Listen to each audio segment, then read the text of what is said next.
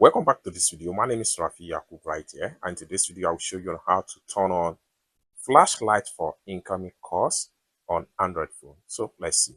But before we dive into tutorial, if you find this tutorial useful and you are following new to this channel, remember click on that subscribe, turn on notification bell for more useful tutorial like this. So with that being said, let's get started. The very first thing you want to do is to head over to your phone die pad. So I'm going to click on here. Now the next thing you need to do is to click on the setting icon, and it's going to take you right here. Next thing you need to do is to make sure you turn on this particular button right here.